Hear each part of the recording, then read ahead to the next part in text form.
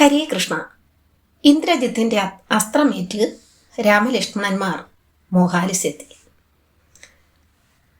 ശത്രു സൈന്യത്തെ നിർവീര്യമാക്കണമെന്ന് ഇന്ദ്രജിത്ത് ചിന്തിച്ചു. അതിനെന്തെങ്കിലും ഉപായം ആലോചിച്ചേ പറ്റൂ.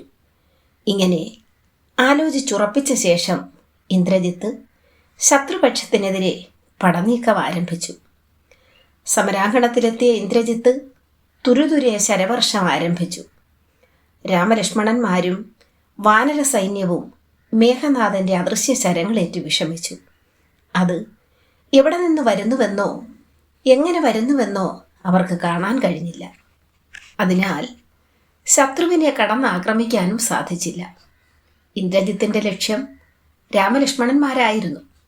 അതിനാൽ അയാൾ ഒന്നിനൊന്നും ഇടതടവില്ലാതെ ശരങ്ങൾ പ്രയോഗിച്ചുകൊണ്ടിരുന്നു.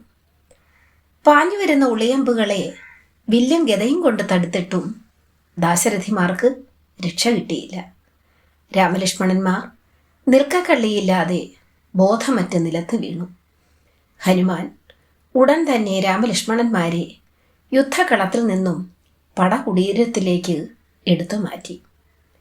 രാമലക്ഷ്മണന്മാരുടെ പതനം കണ്ട ഇന്ദ്രജിത്ത് മായ മറന്നേക്ക് കൊട്ടാരത്തിലേക്ക് പുറപ്പെട്ടു. എന്നാൽ അധികം വയ്യാതെ തന്നെ യുദ്ധകളത്തിൽ മടങ്ങിയെത്തുകയും ചെയ്തു.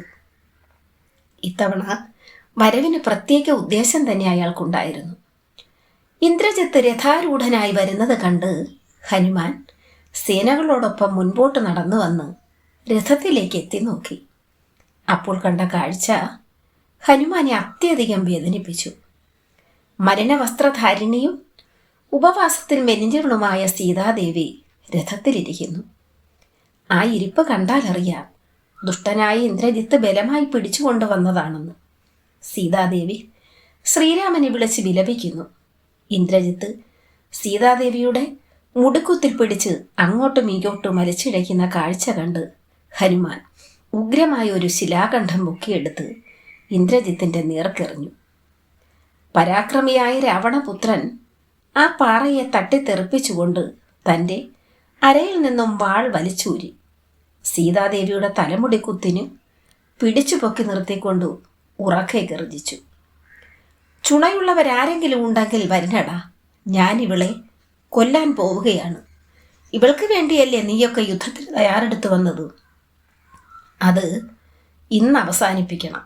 ഇങ്ങനെ ഉറക്കെ വിളിച്ചു പറഞ്ഞുകൊണ്ട് സീതാദേവിയുടെ കഴുത്തിന് നേരെ ആഞ്ഞു വെട്ടി. ഹരേ കൃഷ്ണ.